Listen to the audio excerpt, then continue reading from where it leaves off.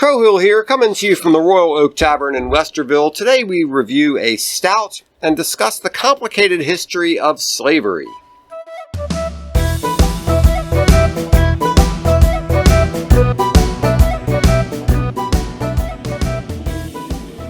Hey, good evening, Pigweed. Good evening, Crowhill. How about some beer and conversation? That's a great idea. So what are we drinking? We have a cream stout. Cream stout. Yes. Okay, very good. I love that style. I do too. It's not a style, but okay. So yeah, what are you thinking about? What's on your mind? So a little while ago, I was chatting with a buddy, and he was telling me that relatively recently, like back in the '60s, you would have somebody in Baltimore who would be out for a night on the town, and they'd be drunk out on the docks or whatever, and somebody would pull up, Shanghai them, pull them onto the boat, take them down into the Chesapeake Bay, and force them to work on the boat the whole summer. I did not know that. Yeah, recently, this happened in the 60s and 70s. You had people taken off into essentially slavery on the Chesapeake Bay, working on oyster boats and things like that, right here in the United States. That's nuts. It is nuts. You sure about that? Well, yes, actually I am. I mean, it's not just my friend. I checked on the story and looked it up, and yes, it was a problem. You were press ganged. Yeah, you were pushed into servitude. But, if that happened to me, I think I would want to drink an Irish Cream Stout. I tell you what, the aroma on this, tastes like an Irish cream coffee. It does. It tastes you like... go to 7-Eleven and you get the little Irish cream thing and you put it in your coffee. It smells sweet and creamy and vanilla-y. Yeah, and I was wondering, because there is a cream ale.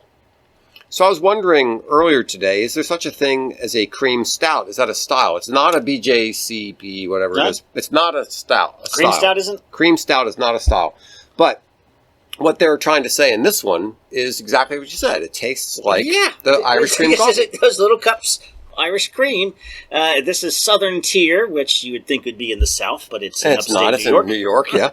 And where are we at? 5.9 or something like that? It's actually a very interesting beer. I wouldn't want to drink a lot of them because it's a little sweet. Yeah. But it's delicious. And it's got that same kind of Irish coffee cream kind of a thing. Yeah, very good. Slavery. So, remember when we went to the Supreme Court? Yeah. And there's all of these carvings and friezes of lawgivers. Yeah. And I think the oldest written law we have is Hammurabi. I think that's right. And what is that? Mesopotamia, Sumeria.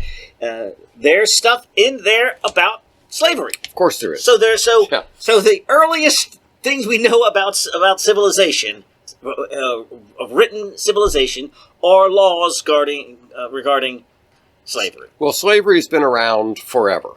And as far as we know, there's been slavery on every continent and in every country as long as there's been humanity. As long as there's been a civilization. Yeah. So I think hunting and gathering, we probably weren't. Well, I don't know. That's a good question, because let's say this hunter-gatherer tribe of 70 people runs into this other hunter-gatherer tribe, or like maybe they capture somebody from that other thing. What are they going to do with them? They could kill them, right? Or they could make them a slave. Right. There might have been slavery then too. They can carry the heavy stuff. Exactly. Yeah. Sorry, you're going to have to sit over there and pick berries all day long. Yeah, no reason to think that we wouldn't have, given the fact that, like you said, from our earliest understanding of how people organize themselves, we've been enslaving each other. Yes. And,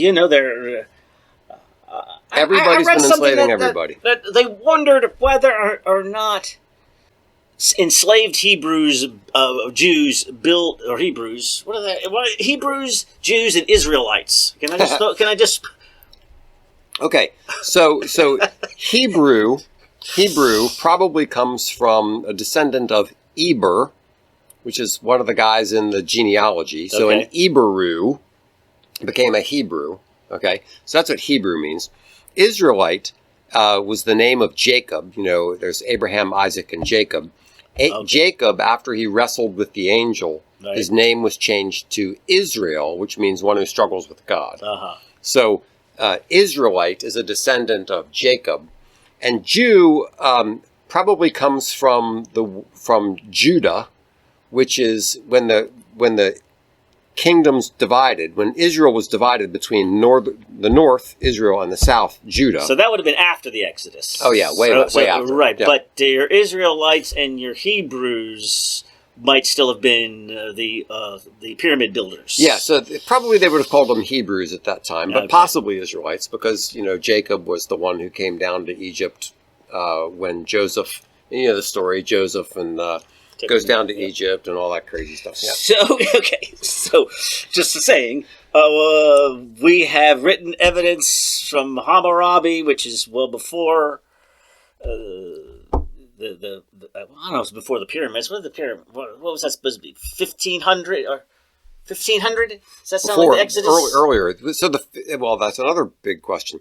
So was the Exodus in 1500 or 1200? It's a big debate. Okay, but something around there. But they're talking about slaves, and you would think after that experience that maybe in the Old Testament there would be some condemnation of slavery, like going, we did that and we didn't like it, and so we're going to say no slaves. But they didn't, right? Well, it's interesting because there are plenty of passages in the law where God is saying to the Israelites, remember that you were slaves in Egypt. Okay. Therefore, don't do these things. So basically what the Old Testament law did was it recognized the reality of slavery, but put serious limitations on it. Okay. It's that you can't mistreat the slaves. You can't do these things. Slaves have to be set free every 6 years. Yeah. Like you can't hold a slave forever. They can serve you for a certain amount of time, then you have to set them free. So there were all kinds of limitations on slavery, but it didn't just absolutely outlaw slavery. Mm-hmm. And I think if you think about the way life was back then, if you were absolutely destitute, you had nothing. You had no land, you had no income, you were just completely out of luck.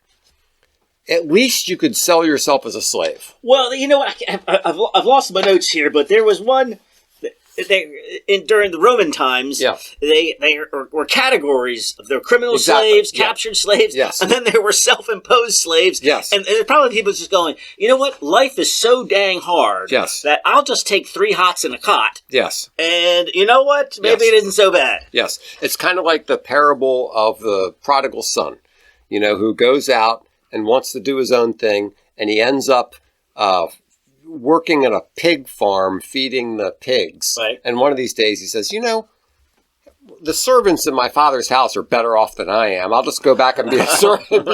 And be a servant. Right. So you can picture a situation where somebody is in such dire straits. They don't have enough food to eat. They're cold at night. Everything's miserable. And they think, gosh, the slaves working for that guy are better off than I am. I'll just go sell myself in this. Yeah. Right? Yeah. I don't know.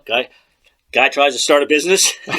Right. It didn't work out so well. Bets too much money at the racetrack, and now he owes too much money. And what are you going to do? And I guess if you were so during the Roman Empire, they said during I don't know if it was the first century BC that there were as many as 30%, 1 in 3 people in the Roman Empire was a slave in Italy, not throughout the entire Roman Empire, but was a slave back when having household servants was a thing. So you can see working in mines. God, Romans don't want to do that, or toiling labor in the fields. But it seemed that there was a lot of household slaves, and I started thinking, you know what?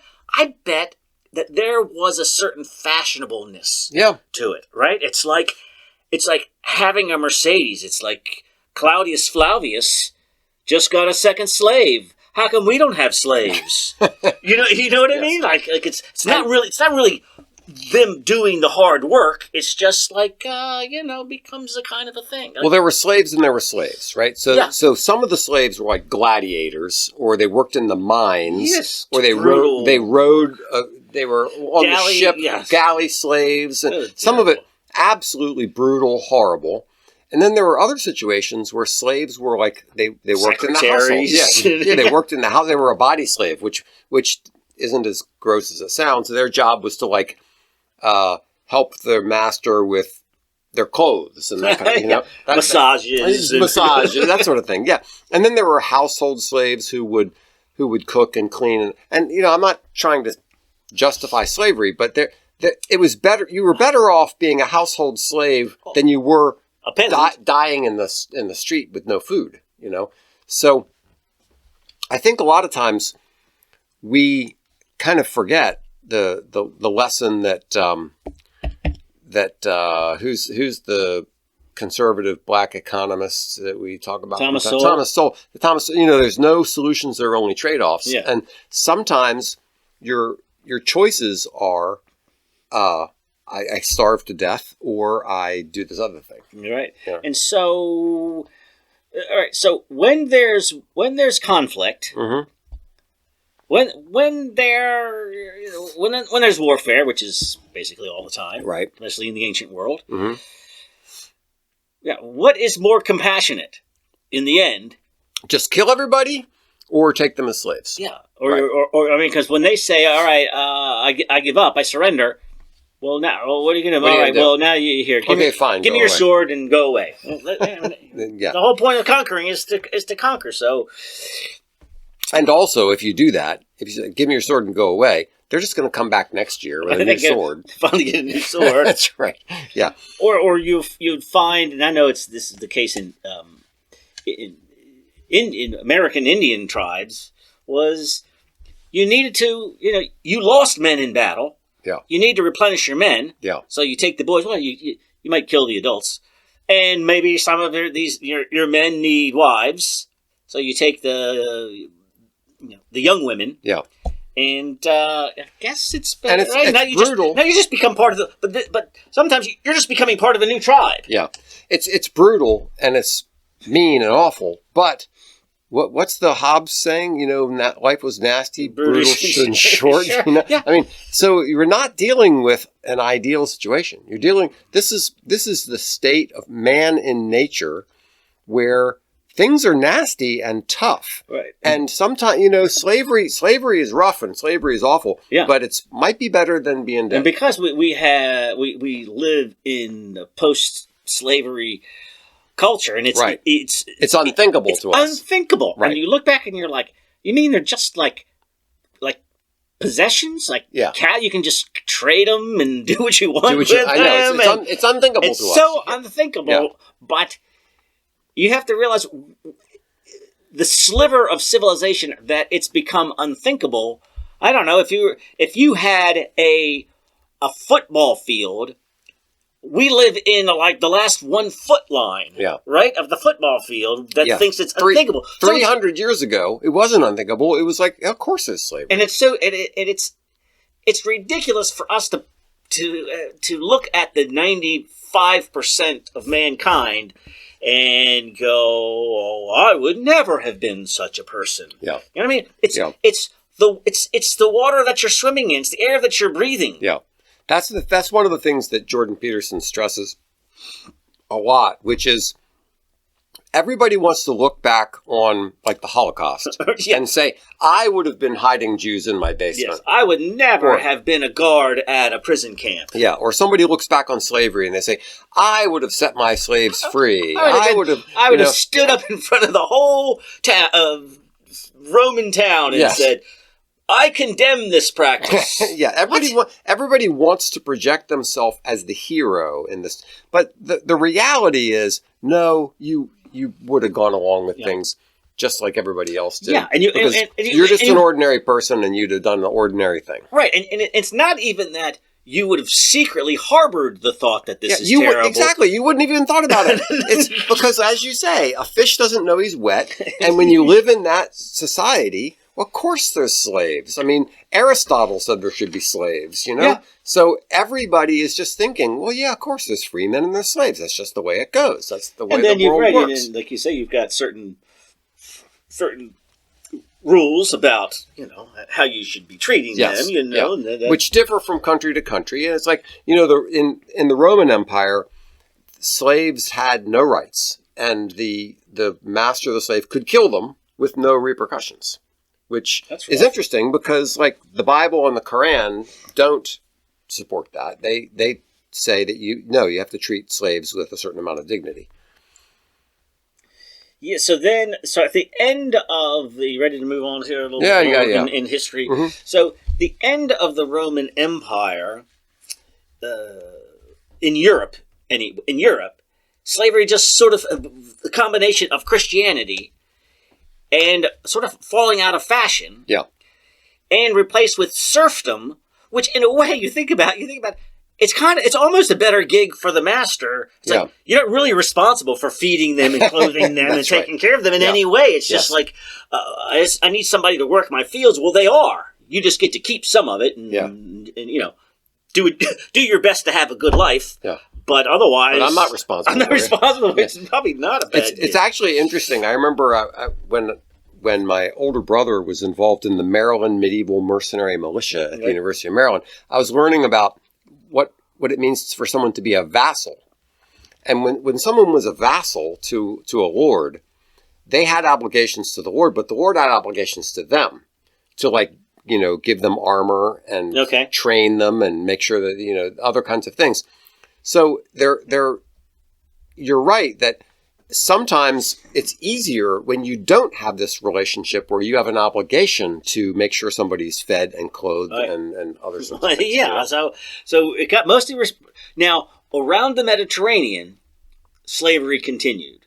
Mm-hmm. And, from North Africa and mostly the North Africans, the Barbs... Yeah, the Barbary pirates... would raid Italy and France, and apparently all the way up to Ireland and England, England and Ireland. So, the Barbary pirates was the origin of the Marines, from the halls of Montezuma to the shores of Tripoli. Right, that was Thomas Jefferson, right? Thomas Jefferson sent the first years of the 1800s. Yeah, so Thomas Jefferson sent the Marines over to fight against the Barbary pirates because they were enslaving Americans. What did you say to the shores of Tripoli? Shores of Tripoli. Right. That's right. Yeah, and they had been doing this for quite a long time. The North African Islamic countries were enslaving white Europeans, which they would capture on the sea, like they'd capture sailors and things, but they would also do raids on villages and capture them and make them slaves. This professor from Robert Davis from the University of Ohio, wrote a book called Christian Slaves, Muslim Masters, White Slavery in the Mediterranean, the Barbary Coast in Italy, 1500 to 1800. And he says, over the whole course of the transatlantic slave trade, that there were more African slaves. But he says in this period, there were more white slaves by the Arab Muslims, masters than during the... slavery, as we said, slavery has gone on everywhere. And it's, Native Americans would, especially in the South, in North America, had slaves. Africans had slaves. Europeans had slaves. The word, when we talk about the Slavs, that comes from slave. It's related to slave. They, for some reason, people in that area were like prime picking for being made into slaves.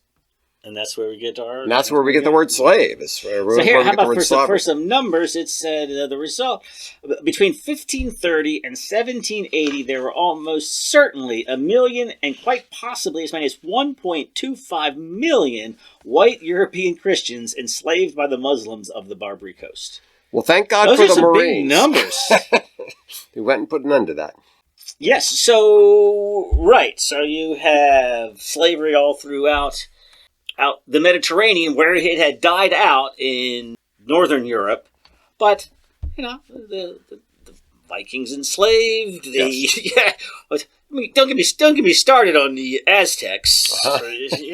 Right. Yes. They enslaved some of them, and others ones they just ripped their hearts out. Everybody everywhere in the world enslaved people, and basically, if you were dominant, if you were on top, you enslaved people who were below you, people you had conquered. And in a way, I mean, if my choices are being a slave or having my heart ripped out, on top of a pyramid. I probably would choose the slavery. I mean, it depends on how bad the slavery is, but generally speaking, yeah, slavery is better than getting killed.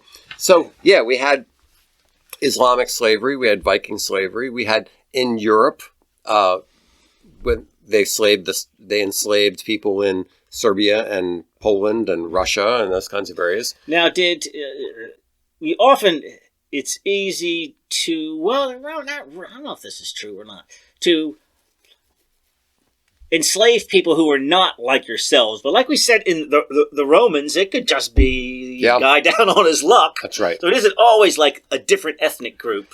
No, but I think it's probably easier because in most cultures around the world, the people who are not your group are other, but they're expendable. Yes, they're like not considered humans in the same way that you are. You know, they're less. So the idea of enslaving somebody from some other tribe or some other culture makes a whole lot more sense than enslaving somebody from your own tribe. Yeah. But like I said, we did go on. You had self enslavement, you had debt enslavement, you had criminal enslavement. That's right. But I think there were probably term limits to some of these. Well, some of them you could buy your way out of slavery. A lot of in Roman times, if you could make money as a slave, and then you could buy your freedom. Right.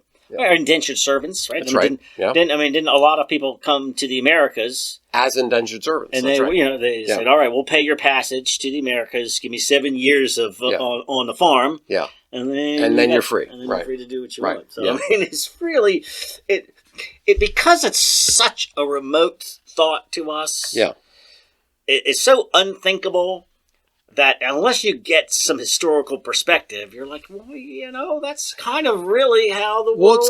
It's kind of unthinkable, except my daughter, who is a nurse, would have to in order to get like certain payment, you get paid this much, but you have to work for us for this length of time. And if you don't work for us for that length of time, you have to pay this money back. I mean, it's not entirely unlike indentured servitude. She couldn't be whipped, but there is a little of that going on. Yes, yeah. So this whole concept of being under an obligation to somebody else, we haven't gotten rid of that. Yeah, you know. Right. So it's not slavery, but it's somewhat analogous to indentured servitude. Indentured servitude. Yes. Yeah. All right, so I think the attitude that we have now of slavery is unthinkable. Why do we have that attitude? Because we don't have proper historical perspective. Yeah. You think of, and because it doesn't go on in this world, except it does.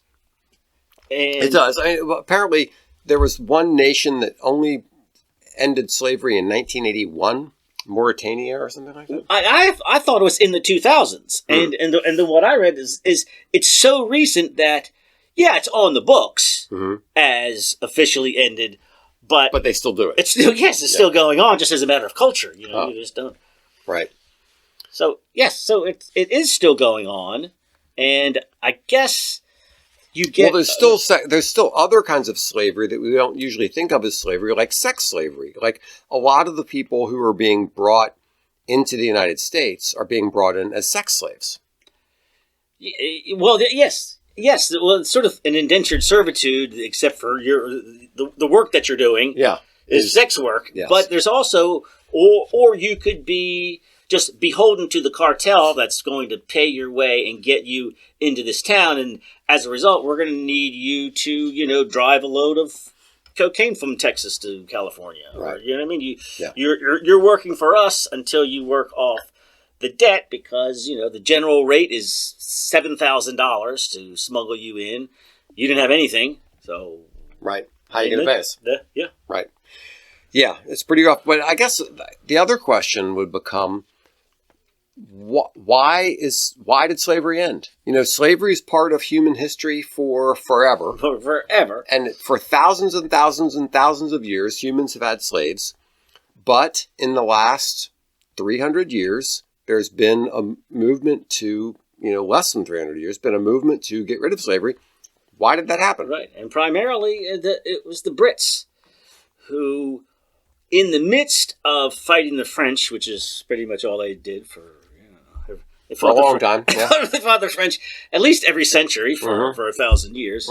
In the midst of that, they tried to put the end to primarily, it was at the time, the Arab slave trade. Yeah. And so expended a great deal of blood and treasure trying to stop the Arab slave trade. Now, because they weren't bringing slaves into Britain, but they were involved in, the Portuguese kicked it all off. There had not been, and the Europeans had not really been involved in slavery, except for along the coast, along the Mediterranean, for centuries. And then the Portuguese got the islands off the coast of Africa, and the West Africans were enslaving people anyway, and perfectly willing to trade, fancy cloth for slaves. Right. And they had some work to be. And there's probably slavery going on in the colonies and that sort of thing. Yeah. Right, but this was the Portuguese were really kicked off the European transatlantic slave trade, and then they weren't. They had their colonies in Brazil, right, South America. Yeah. So, and then the other Europeans got in on the act, but then I don't know. I don't know exactly what the circumstances were. Probably Christians in England. William Wilberforce, I think, was the big guy. The big guy against slavery in England. And the thing is that the people nowadays, when people talk about slavery, who gets blamed for slavery? As if we're uniquely responsible for slavery. Yeah. Yes. Europeans invented slavery, right, by going and capturing poor Africans. And obviously it was a horrible thing that happened. But the people who are nowadays the most blamed for slavery are actually the very people who ended slavery. I know, yes. Right? It's kind of perverse. Yeah. The only people that have really gone to war and suffered and died and spent money to end slavery were the Brits first. Yes, and then the Americans were the people who most blamed, who we act like they invented it. Yes, and the reason that happened in England and America was the influence of Christianity. Yeah, it's Christianity. So here's the thing: is a lot of people will say, why didn't the Bible straightforwardly condemn slavery? Why didn't Moses say no slavery whatsoever? Why didn't Jesus say no slavery whatsoever? And the kind of unfortunate, weird truth of the matter is it takes time for cultures to change. Yeah. These kind of things don't just happen immediately. And a lot of things... They just don't have 20th century attitudes. Yeah. In year zero. It took... So there were various seeds planted in Christianity. Like, for example, that...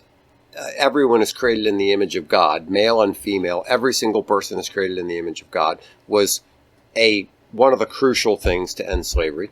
But then also in the New Testament, where it would say, in Christ there is neither slave nor free, male nor female, Greek nor Jew, that sort of thing. Those kinds of principles undermined slavery, undermined the attitude about having slaves. But it just took a heck of a long time for that to kind of bubble its way through the culture. Yeah, and for these people to have enough political clout to actually move the culture. That's right, to make it happen. Yeah, I guess were the Quakers? The Quakers were early abolitionists, right? Yeah. What would you associate with what Protestant? Are they Quakers? Their own thing? Yeah. Are they like Presbyterians, or are they their own thing? They're their own thing. The Quakers are kind of weird. So generally speaking, you would lump them in with a group that's called the Anabaptists. No. But the Quakers were an odd bunch, and yes, they were big in America, and they were big in the abolitionist side of things. And abolitionism was a Christian thing. It was promoted and supported by Christian ideals. Yeah, well, so there you have it. Slavery. We have not only has there been more time with slavery than without. Yeah, it's like 95 and a half yard line. Yes, but it still amazes me. It still amazes me that despite the fact that slavery has been a part of human history for all of history, that nowadays it's so unthinkable. And right. I'm glad that it's unthinkable. Don't get me wrong. Thank goodness that's how it goes. But yes, it is for you. Would think that the weight of the 95% would still influence your thinking in some way. Right? Yeah. And you're like, what? What are you talking about? And you can't do that. You don't own that person. Yeah. Nuts. Yeah, it is nuts. All right. So, and, thank God for the abolitionists and that we don't have that anymore. Goodness. And let's try to get rid of the rest of the little bits of slavery here and there with but if it's going on in Africa, nobody seems to be particularly bothered by it. That's right. What is up with that? Come on, people, get on. Soft bigotry. Some protesting going on out there. Soft bigotry. Yeah. All right. Cheers. Thanks so much for listening to Beer and Conversation with Pigweed and Crowhill. Remember to visit us at pigweedandcrowhill.com or send us an email at pigweedshow@gmail.com.